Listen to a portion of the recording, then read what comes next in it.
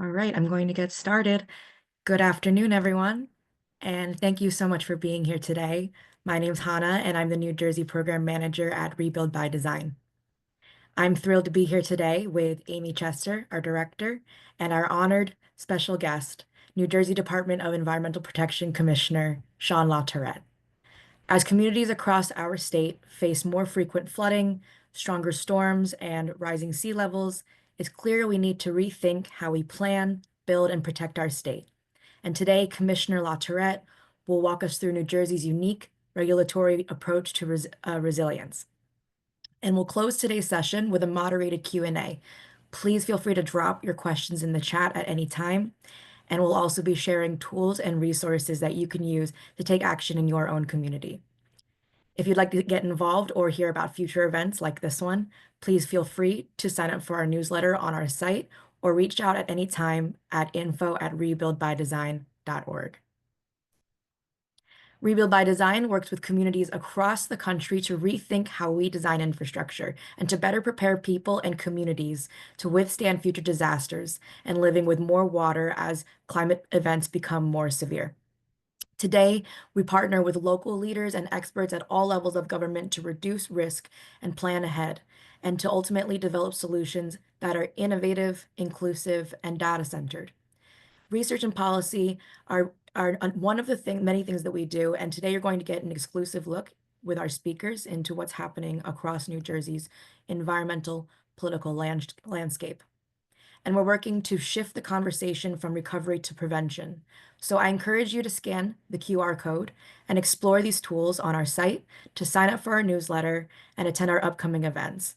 There are a number of free tools that you can use on our website, such as our Atlas of Disaster, a one-stop resource for understanding how disasters are impacting our communities, and our Atlas of Accountability, an engaging and interactive map that you can use that overlays federally declared disasters with congressional districts.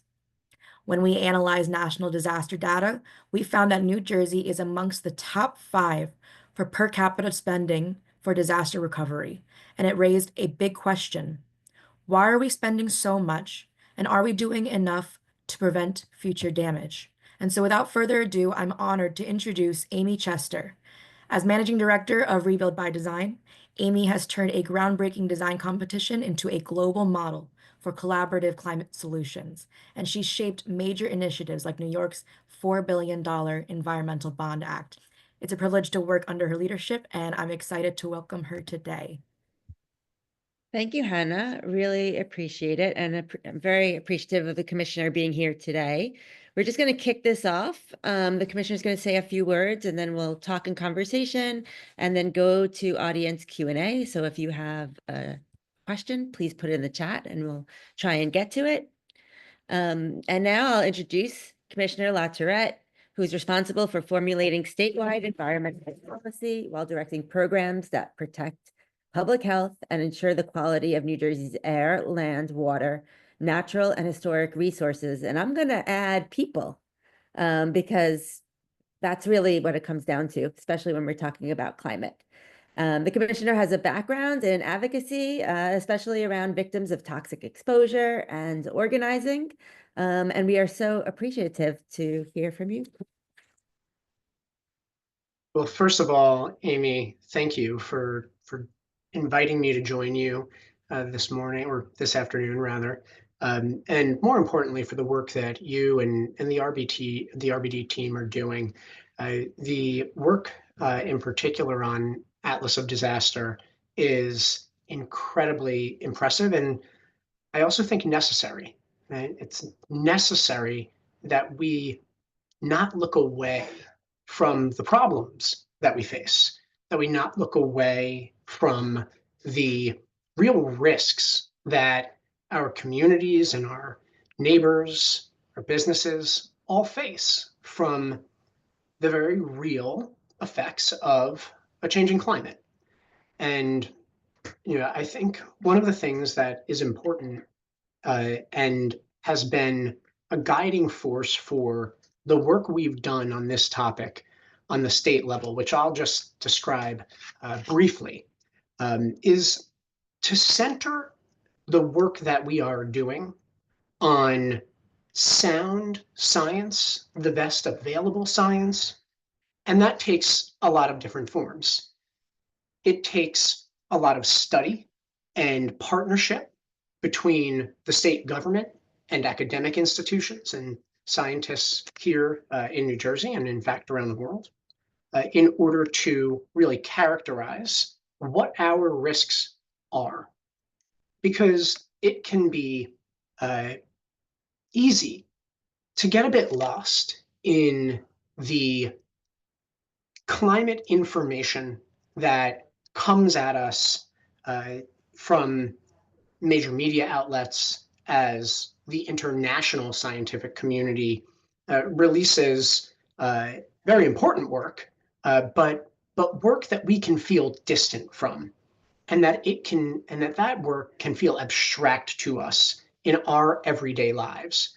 When we're talking in spaces like this one about degrees of risk of warming by X degrees above pre-industrial levels, it can be hard for the ordinary person just making their way through a demanding and complicated world to understand how that affects them.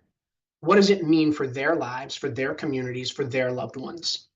And so one of the first things that we worked on when the Murphy administration set about developing its climate policy was to aggregate all of this information that is available on the international, the national, the regional, and the local levels about climate impact, and to make that really concrete to our experience here in New Jersey.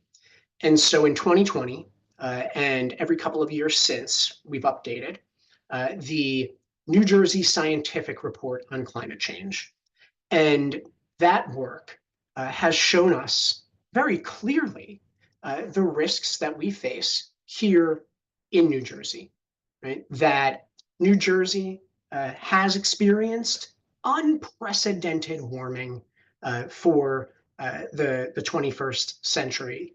And that warming that we've experienced here is much higher than our peer states in the region. We are one of the fastest warming. We are the fastest warming state in the Northeast. We see that from this science that temperatures are increasing as a result, that those temperatures are intensifying air pollution with adverse human health impacts, that our experience of precipitation has changed quite dramatically over the last 25 years, increasing between 2.5% to 10% above levels that have been used to guide our development of infrastructure, but that are inherently backward looking. And then we've taken what some might say is a bold, even daring step. We believe that it is important that we not just look at what is happening now, but that we examine as deeply as we can the anticipated impacts in the future. Because since the international scientific community first began organizing on the topic of climate science and action, our understanding of that science and our ability to model future scenarios has increased rapidly and with a degree of precision that has escaped us in years past. So now, at this moment, we have an opportunity to not just calibrate our policy for the experience of today, which is far more impactful from a heat, from an air pollution, and from a flooding and chronic inundation perspective. Not only is that much more impactful today than it was 25 years ago, but when we look forward using a downscaling of really reliable climate models, we see a future that is even more challenging. And we can't look away from that either. I travel the state of New Jersey quite a bit, holding town halls all over the state and in every county, just meeting with residents. And one of the biggest concerns, if not the biggest concern that I hear directly from the people of New Jersey, is about flood risk and a plea for help, a plea that the government that serves the people do more to make the flooding stop or make it less harmful. Now, that is a hard proposition, but we've got to start somewhere. And so what we've uh, advanced, I tend to think of as a three-legged stool of climate policy in the state.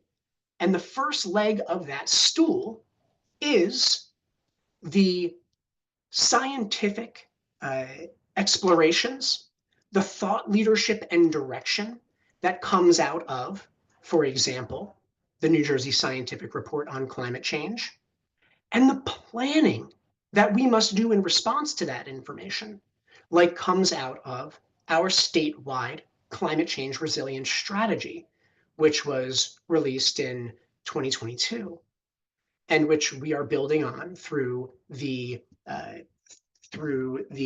sequential release of individual resilience action plans. But of course, all the thought leadership in the world is not enough to get the job done, of course, right? We can study science and write plans, and they could just live on shelves without action. We have to be committed to action. And so the two other legs of the stool for us in how we build resilience is in how we incentivize preparedness and in how we institute supportive regulatory reforms that help us build more resiliently over time. And so in that second leg of the stool, in incentivizing preparedness, we've advanced a number of programs that help to address needs of local communities. So for example, through the Resilient New Jersey program run by our Chief Climate Resilience Officer, Nick Angarone, we work with communities across New Jersey to help characterize the risk and evaluate options for how we can build more resilient communities. And that work of planning, sometimes I might refer to as the unsexy work of planning, it isn't just for planning's sake. It's for the sake of building readiness to make investments that we need in flood control infrastructure and shore protection and nature-based solutions that will help to protect our communities from rising seas and chronic inundation and extreme heat. Programs that incentivize the relocation from vulnerable areas, not by force, but by choice, like through our Blue Acres program. Working to deploy natural climate solutions that do two things. Both reduce our emissions by sequestering as much carbon as possible, say in salt marshes and urban forest, but then also building resilience through those same features. But because all of that planning and investment, of course, isn't alone enough to carry the day, we have to pursue supportive regulatory reform. And you've seen that from our DEP over the last several years. And in the wake of the tropical storm Ida that decimated so many New Jersey communities and needlessly cost 30 lives, we proposed the inland flood protection rule that served to update our precipitation expectations and elevation requirements for base flood elevation in our inland riverine or fluvial flood areas in those communities. And we enacted that rule 2 years ago. Now, at that time, there were some who thought, my goodness, New Jersey, if you are going to require the development in inland communities to be 2 feet higher. That might chase out development. That might make it harder to meet the needs of our communities for housing and economic development. We've not seen that be the case in the last 2 years, but we understand the reaction, of course, to changing the way we've always done things. Right? It's easier to do things the way you've always done them. My grandmother would say, if you always do what you always done, you'll always get what you always got. And New Jersey is third in the nation for FEMA payouts after a flood disaster. And they're looking hard at cutting that cord down in Washington. Now, I may disagree with that deeply, but we must respond to it. And so now we're in the process of addressing the second half of that story with our resilient environments and landscapes reform are real, because climate change is real, sea level is real, the risks are real, and we have to respond to them. We have to leave our communities in a better place than we found them, right? So that we are caring well for what our kids inherit. And so real integrates sea level rise expectations into our coastal zone management rules and our flood hazard area rules, all the whole spate of environmental land use and land resource protection rules that DEP administers, including all across the coastal zone in the CAFRA area under the Coastal Areas Facilities Review Act, in order to ensure that we build today the infrastructure, the residences, the businesses in a way that they will stand the test of time in a changing climate. And so we've proposed to be guided by a 5 feet expectation of sea level rise by the end of this century. Some estimates say that we should be planning for more. And some folks have called upon us to plan for less. Born of that same concern we heard 2 years ago with the inland flood protection rule, that somehow building things stronger, building things better, will chase away the development we so need. Now, of course, we see, and I'm sure we'll talk about together, Amy, the reactions to climate risk in the insurance sector and in finance, for example, all of which agree that we must be doing more on a state and local level to build more resiliently, and that doing so helps to improve our credit ratings and our insurance rates, because it provides security to those who lend us money or issue insurance policies, gives them confidence that we are doing the right thing, that we're protecting our investments, but most importantly, protecting our people. So I look forward to this conversation. Again, thank you for the invitation, and so appreciate the work that RBD and you, Amy, and your colleagues are doing to help make New Jersey a stronger and more resilient place. Thank you. So I'll just jump right in and we can start with a conversation. We created Atlas of Disaster to prove that climate change is here, because we were watching politicians kind of pass the buck to whoever the future one is. So I'm actually surprised and happy that you have heard from New Jersey families that, that they're worrying about flooding specifically. And curious how you feel the kind of the ground is, and like the federal government being kind of different from each other at this moment. Well, on the people part and on the engagement piece, and what I hear from individual residents of New Jersey has really taught me a lesson about not confusing politicians for real people. And that's not that politicians don't do worthwhile things, they do, right? They absolutely do. And I appreciate everyone who has the courage to put their name on a ballot and run for things. But sometimes in the politics of it all, we can lose sight of that individual experience. And so it's been important to us at DEP to understand what that lived experience is for people. Because we could sit in some concrete imposing government building in Trenton and think we have all the right policy ideas, but what do they mean to individuals on the ground? And so that's why we've spent a lot of time on the ground in communities, hearing from residents. They don't need to be convinced that climate change is real, that flooding and extreme weather are affecting them and their families. They feel it. They expect their government to do something, and they should. And it's upsetting that we see a politicization of these issues. Um, and certainly there's an experience of that right now in the divergence of what you see states doing and what we're seeing from the federal government. I mean, just last month, or nope, I'm confusing my months. It was in March. The time it just goes. Um, at the end of March, I was gathered with a group of environment secretaries from across the country discussing topics like this, just as the White House put out an executive order calling upon states to take a leading role in disaster recovery, and that the federal government should be doing less, and that the state governments should be doing more.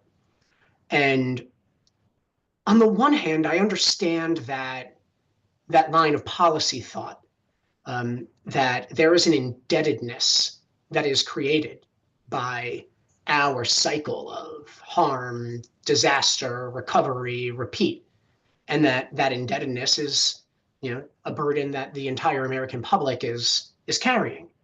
Um, on the other hand, state governments are not tooled and have never been to be the holders of that obligation, to be the sole holders of that obligation. There are things like state matching requirements for degrees of funding. But in the wake of a disaster, which we are seeing more and more and more of, um, there's always been this deeply American sense of how we stand with and for each other, no matter our political stripe or where in the country we may find ourselves, how we vote or what we look at, where we live, how much money we make. None of that should matter. We should be there for each other. That's slipping away a bit, and it's heartbreaking. I know it's really strange because I remember, and as we all probably do, who's on this webinar, like after Hurricane Sandy, Obama came down and walked with Chris Christie through New Jersey. Like you remember that, and they were hugging, the people that really needed that love and support after they lost everything. And it doesn't feel like we have that at the moment.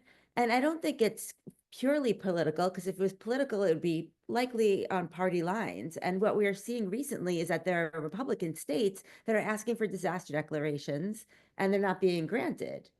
And I think everyone knows that FEMA could do some reforms, obviously. But they also do so many important things like, like individual assistance, public assistance, buyouts, flood insurance. Like our flood insurance in this country is run by FEMA.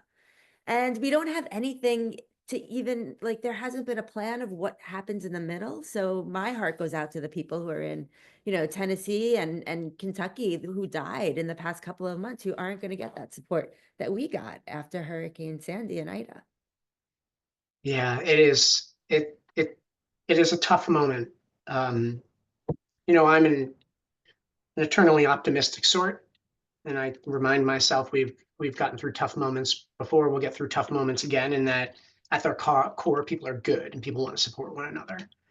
I think one of the things that can happen in this really complicated regulatory and financing and political environment that is disaster recovery. And now we've sort of fastened resilience onto disaster recovery, which sort of is not exactly the way we should be doing it, but at least we're talking about it in a stronger way in some places.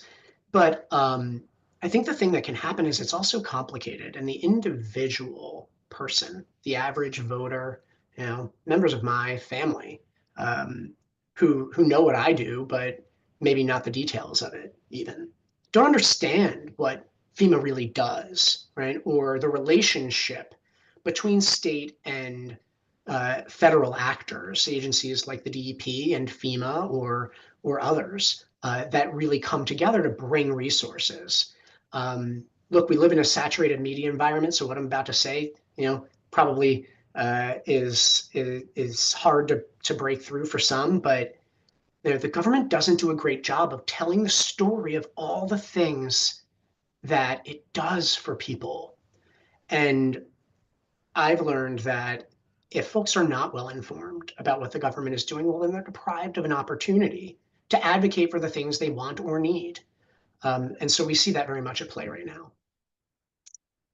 So, okay, we're in a new age, right, for the last couple of months, and there's a lot less dollars available, whether it's post-disaster or pre-disaster, and there's lots of cuts from BRIC, and there's an 84% cut of the people who administer CDBG-DR, which was so important to the rebuild projects after Hurricane Sandy. And wondering if New Jersey has had that opportunity to kind of take stock, and do you know what's not going to be able to get built at this moment? Ah. So, you know, just as a matter of table setting for anybody who may be new to this conversation, the overwhelming majority of the funding the state of New Jersey deploys to build resilience in our communities is federally sourced, right? In the wake of a disaster, and typically only in the wake of a disaster, uh, the boats come to save the people and to deliver some money to help us rebuild and hopefully rebuild better than we did before whatever that event was, be it a wildfire or a coastal storm surge or an inland flooding incident. And that funding, you know, it takes a long time to get moving. You know, there are layers of review and layers of analysis that go into how can we best deploy it. And we are still today deploying post-Sandy relief dollars and post-Ida relief dollars. And so um, while I while I maintain some confidence that those funding sources will be sustained, I think the message that we're seeing is that is one of austerity, one of an expectation that a community will pull itself up by the bootstraps, even if it don't got boots, right? And that seems to be the spirit, to my mind, that we're seeing. And so, where does that leave New Jersey? As I mentioned, New Jersey is the #3 state in the country for FEMA claim payouts. But New Jersey is one of, if not the largest recipient of project funding through the Army Corps of Engineers. Those beautiful beaches I am excited to see open in just a few weeks, every single one of them, save 5 Mile Island, has been manipulated to withstand sea level rise, to withstand storm surge through a deeply, deeply rooted partnership between the federal and the state government, where the federal government brings 75% of the funding to do these projects for coastal shore protection and beach renourishment. Our entire $50+ billion tourism economy depends upon it. And the federal government carries 75% of that. I carry a lot of concern for what the future of that looks like if we are more on our own than we've ever been. That would spell quite a degree of economic peril for our shore communities. And just like your Atlas of Disaster, I think people need to look at it, to look at the problem, to face it soberly and seriously. So we have some data that we haven't released yet. It'll be released in another week or two. We're just like putting all the I's on it and crossing the T's. And we're able to calculate that New Jersey has about $277 billion of property value at risk. And that is approximately about $3.2 billion of tax revenue. And that is the revenue that we use for that 25% match for federal dollars that you mentioned. It's the revenue that we use for everything, for our schools, for our, for our seniors, for all of our problems. And also the revenue that we use for like our capital budget. And, we are seeing insurance companies fold in California, Louisiana, Florida for years. And now it's, they're putting up the warnings everywhere else. And the other thing that we see is there's really not a collaboration between the insurance commissioners and states and the capital agencies, Department of Transportation, Environmental Protection, the ones that are building things. Like, is there, or what is the space where we can come together and take a look at the economic loss that New Jersey's going to have and what we could do about it? Yeah, this is a great question. I think, on the one hand, the way our executive, uh, the executive branches of our states and even our federal government are organized. They're organized, believe it or not, in a mode of achieving efficiency. Organizing like with like, meaning your environmental quality and public health programs like fit together. And that helps one to focus on the work at hand, right?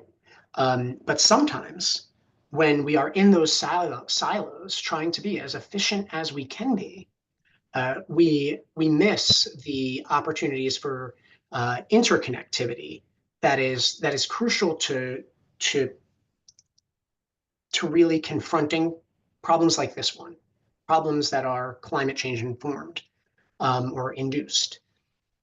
And thankfully, in New Jersey, we're on our way to resolving the that siloed approach, but it's hard, right? We're on our way because Governor Murphy signed Executive Order 89, which I hope our legislature enshrines in statute, quite honestly, because it serves to promote coordinated governance on topics like this. Are we there yet? No, not by a long shot, but we are beginning that integration in a new way through our Interagency Council on Climate Resilience. There's a lot of work to do. You've seen that council focus on some immediate problems like extreme heat, right? Bringing together DHS and the Department of Human Services and the Departments of Health, Department of Environmental Protection, and others in order to collect their resources in confronting this issue. The same must be undertaken from an economic perspective, an insurance perspective, and an investment perspective. And that is the work to come, for sure. Do you have any interesting collaborations like across the table for some of the agencies that you just mentioned? Oh, absolutely. Um, you know, I I'm lucky, quite honestly, to have such an incredible colleagues across the cabinet. I was just on the phone earlier today with our Commissioner of Community Affairs, Jacqueline Suarez, who's just an incredible human being and professional.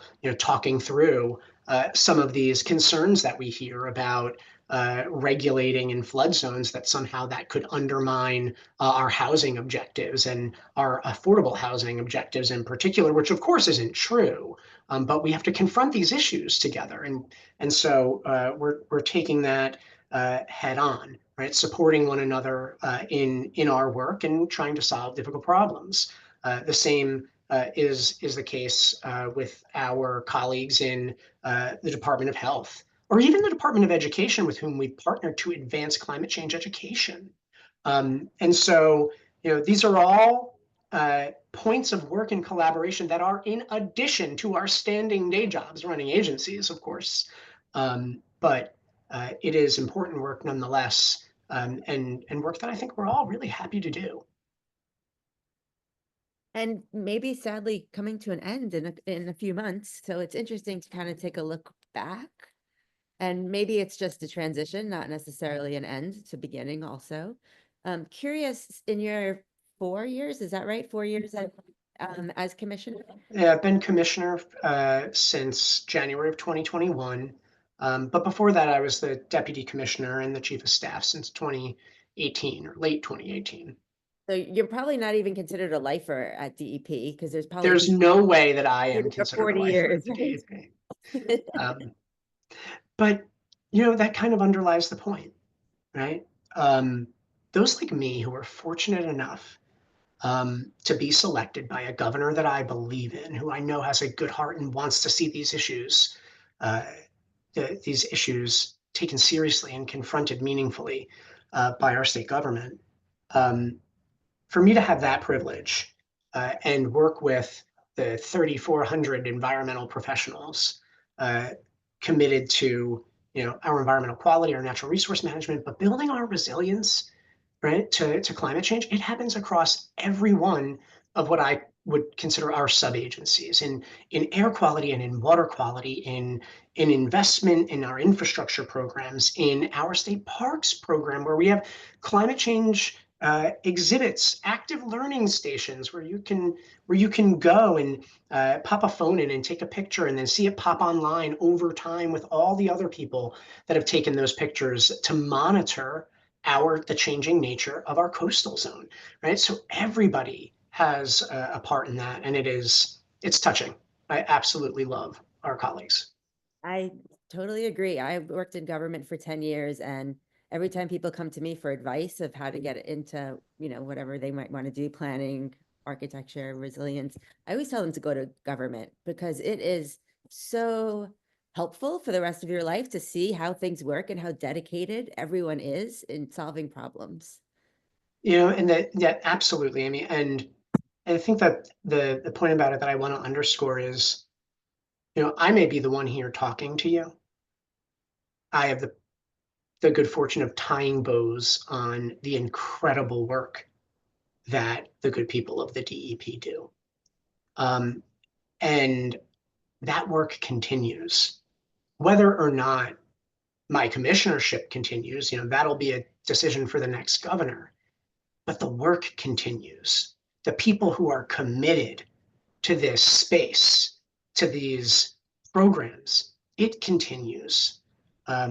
We just have to make sure that those who are in the highest decision-making spaces, that they know how important this is. So thank you again for the work that you do and the new reports that I'm excited to hear about. I mean, it's upsetting to know that there's that much at risk, but we must know what is at risk in order to figure out how to protect it. So I'm going to go to Q&A in just a minute. So please put your Q&As in the chat. And let's transition to communities. You have been out in the communities now for many, many, many years. I'm curious, I know that every single time I go to a community meeting, I learn something that's interesting and enlightening, and kind of curious, what are the big things that you've taken away through these years? Well, there's no surrogate for having your feet on the ground, I'll tell you that. And I learned it as a community organizer when I was in my late teens. There's no surrogate for it. Um, these issues, while we're characterizing them in ways that affect different regions of our state or different parts of our shoreline or our fluvial areas, um, that is still a broad stroke. Understanding how these issues affect people in their everyday lives. I'll give you one example.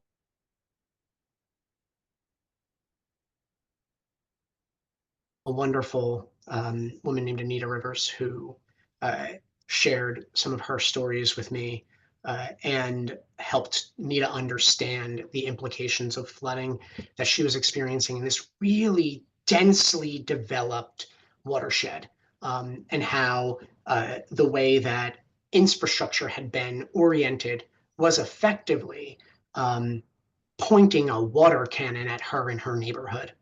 And understanding that helps you to build ways to deploy solutions for those problems, and to shine a light on them and get those who might have the power of the purse, be it our Congress people or our state legislators, to be responsive. Showing up matters. Showing up matters. I mean, I could give you 100 such stories. No, it definitely does. So we have two questions in the chat about the New Jersey real rules. One is just asking for an update on it. Obviously, we know it's a bit controversial. The other one is asking if the governor is still going to support it full-heartedly. Are you able to let us know? So, I'll just remind everyone that in January of 2020, which can be hard to think back to, before we really understood the onset of the COVID pandemic, Governor Murphy took a rather bold step, and he directed through Executive Order 100 that we begin integrating this science that we have worked to develop and share with the public into our regulatory structures, including integrating considerations of sea level rise into our coastal zone policies And that's what REAL is about, resilient environments and landscapes. It's about integrating that data and those risks into our land use regulations. And when this was announced in 2020, credit rating agencies like Moody's gave it big thumbs up, right? Why would they do that? They would give it big thumbs up because they know that if we are acting concertedly to protect our assets and our communities through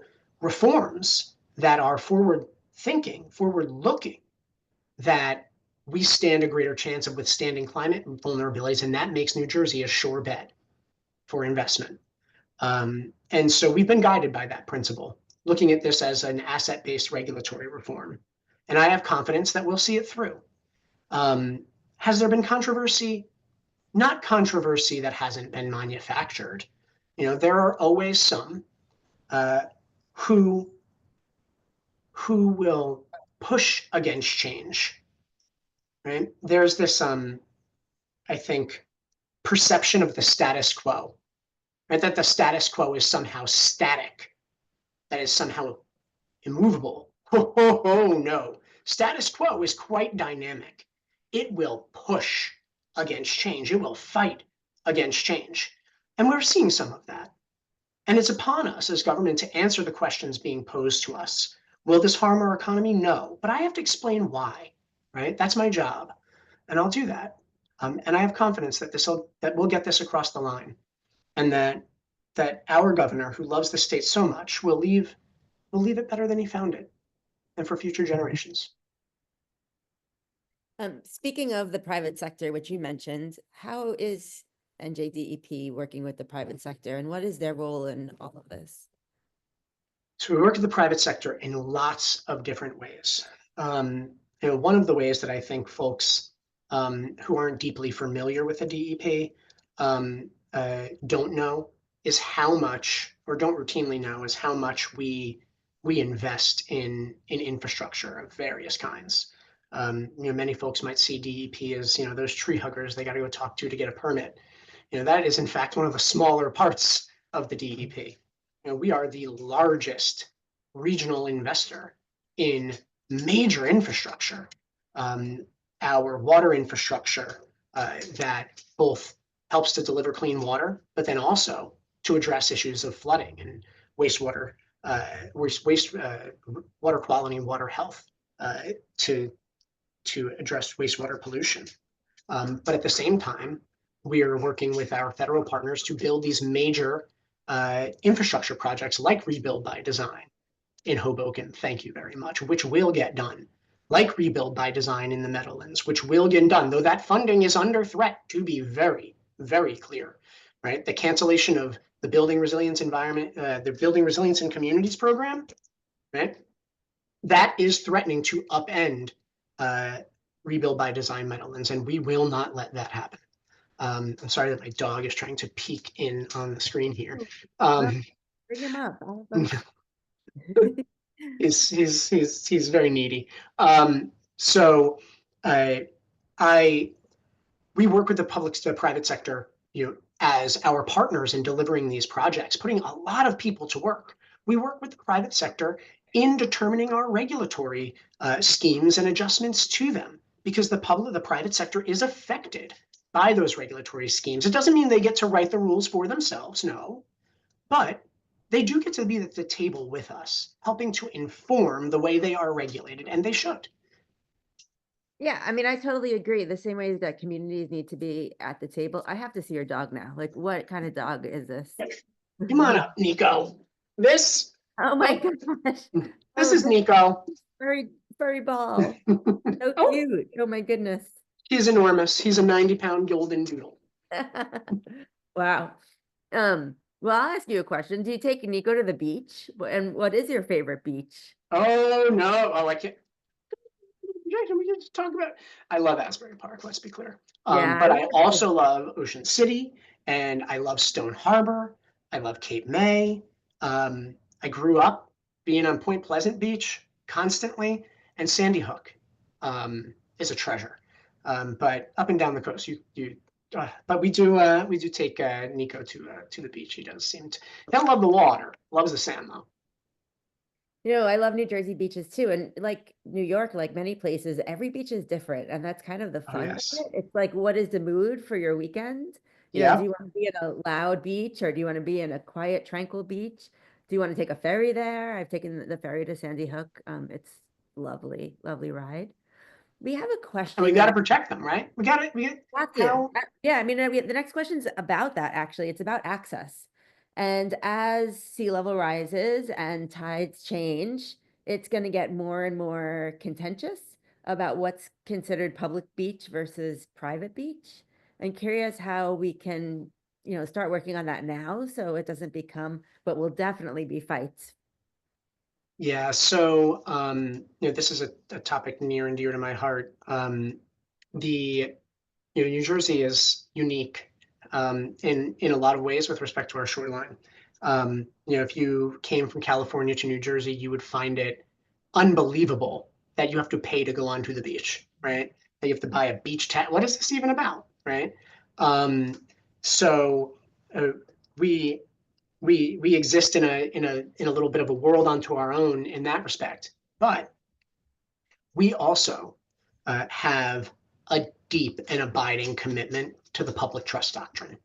And later this quarter or into the next, you'll see the new proposal for our updated public access rule that is intended to implement Senator Smith's revision or Senator Smith's consensus public access bill that was passed a few years ago. We had to get through real before we could get the public access rules updated because all these rules interrelate to each other.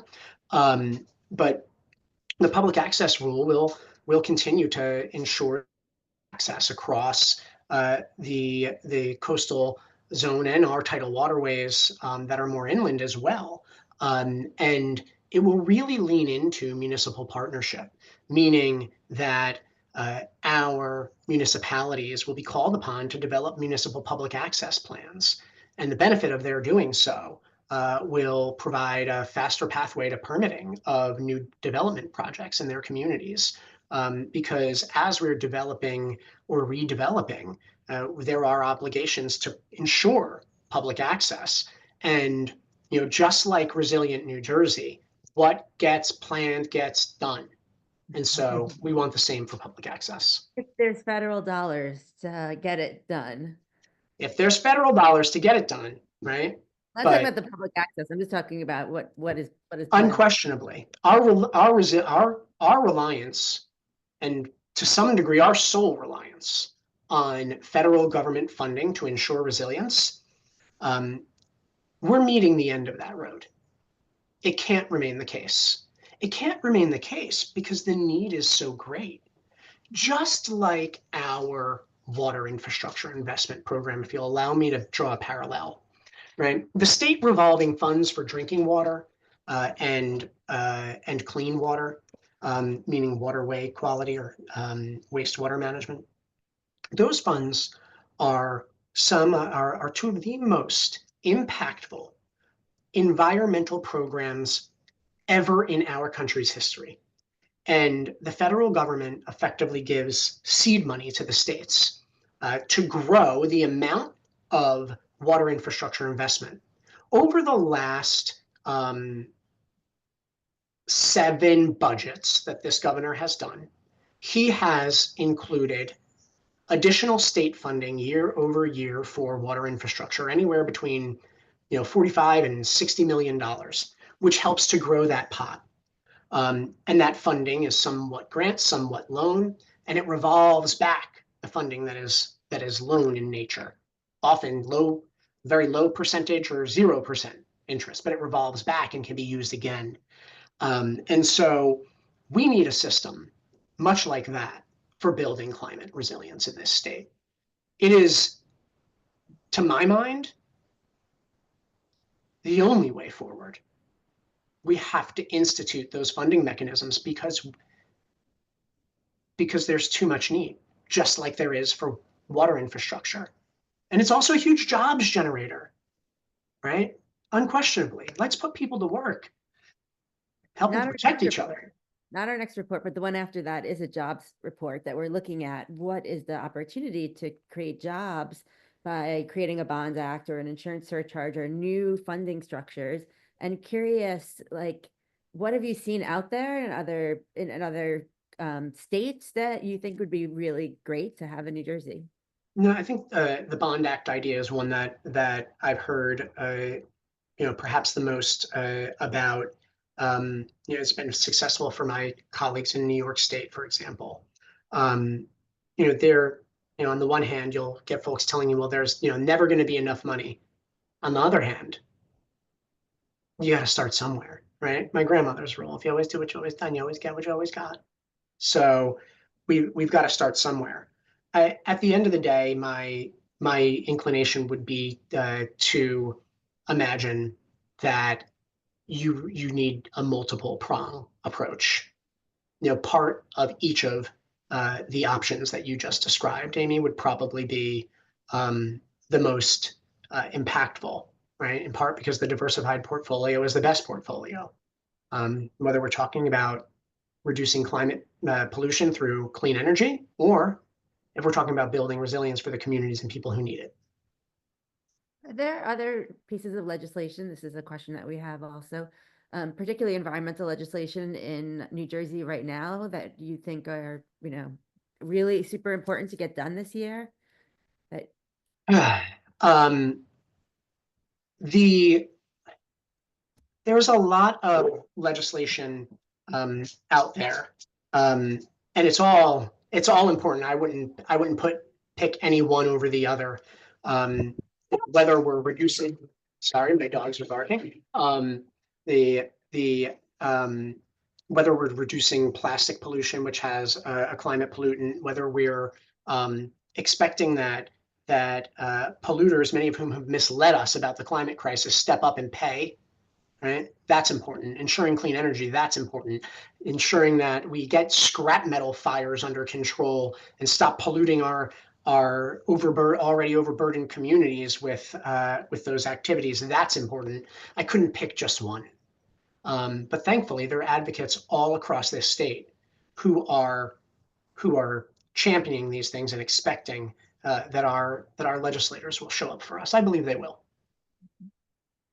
I'm kind of curious. You mentioned fire in passing, and New Jersey's had a bunch of fires recently, and to me, it's terrifying. Flooding is obviously terrifying, but maybe you get a little bit of time that that it's coming for your, to prepare and to evacuate.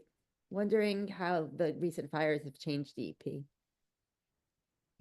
So, DP oversees the New Jersey Forest Fire Service, and just an incredible group of human beings who they put their lives on the line to protect people and property. It's heroic. There's not another word for it. The most recent large wildfire that we saw affect Southern Ocean County, it was a scary moment. I'll be honest. It was a scary moment, a really close call. A couple dozen brave first responders standing between that fire and its encroachment into a community, right? Even going so far as to burn down the first fence to the first home in that community. And now, thankfully, we didn't lose a home or lose a life. But these risks are increasing, our wildfire risks among them, right? You're seeing them more north when, New Jersey has always had wildfire, but it's been a very southern pinelands experience. But now it's kind of everywhere and all at once. Last fall we had the busiest wildfire season on record, and these heroes, they were stretched to the max. I'm confident in their ability and their heart to carry these things through, but kind of how dare we leave them alone and not take the steps to reduce our emissions and build our resilience? We're putting it on their shoulders, and that doesn't feel right. It does feel like with resilience, we have this, we have a responsibility, but our responsibility is almost too cliche because this is so serious that we are leaving it harder and harder and harder to change for, the generations that will come after us. And, maybe we're almost done. So maybe we can tell us if there's, one thing that the next governor of New Jersey should do, or three things that the governor of New Jersey should do, whether it's a she or he. What advice would you give? The first would be to really read in detail the State of the Environment report that we'll put out by the end of this year, describing our progress, how far we've come in reducing pollution and improving the lived experience of New Jerseyans, but how far we still need to go, and to commit to it, which can be hard. That would be my first point of advice. My second would be that we have to be brave and put our money where our hearts are. The second, or the third rather, would be that as we do those first two things, you got to have faith. And by that, I mean, you have to have faith that the moves that we make, the policies we enact, the investments we deploy, you got to have faith that they will perform into the future. Because environmental problems, including problems of climate change, they take a long time to materialize, and then they take a long time to fix, right? We've got to have faith in what we are doing, and some faith in the truth that the outcomes we seek, they can't necessarily be measured in the next budget or on the next ballot. Instead, we have to measure our success in the safety and security and the resilience of our communities, what our kids will inherit.